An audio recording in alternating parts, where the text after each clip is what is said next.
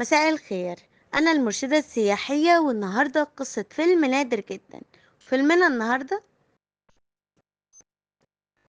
فيلمنا النهاردة الفيلم النادر أحلام الحب. فيلم من مفقودات السينما المصرية، وممكن تكون أول مرة تسمع عنه.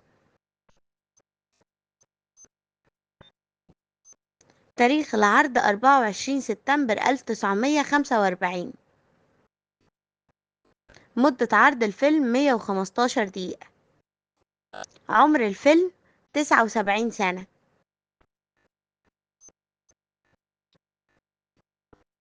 من إخراج وتأليف فؤاد الجزائري.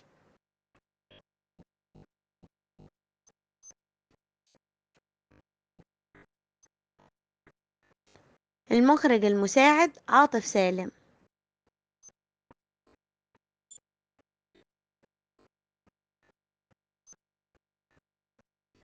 قصة وسيناريو وحوار عبد الرحمن الخميسي.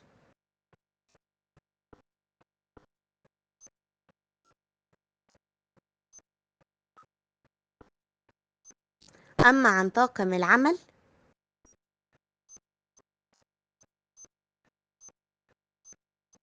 فهو من بطولة مديحة يسري، محمد أمين،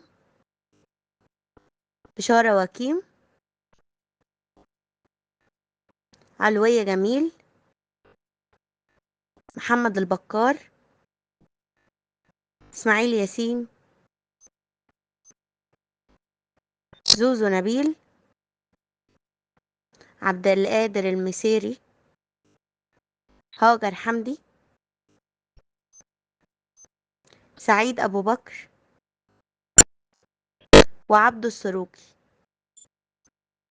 أما عن قصة الفيلم فبتدور الأحداث حوالين فتاة متكبرة مليونيرة بتحاول تشتري شريك العمر بفلوس، فبتختار شخص يكون ضعيف الشخصية علشان تكون هي اللي مسيطرة عليه، وبالفعل بتلاقيه، وبتستمر الخطوبة لمدة شهر، وبعد كده بتقع في غرام واحد تاني علشان هزقها، فبتكتشف انه قوي جدا الشخصية، فبتحاول تشتريه برضه بالفلوس لكن بيرفض.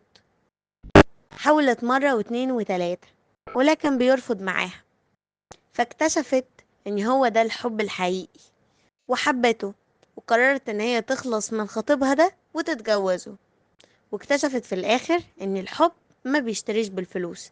عشان كده عندنا فيلم احلام الحب، مش احلام الفلوس.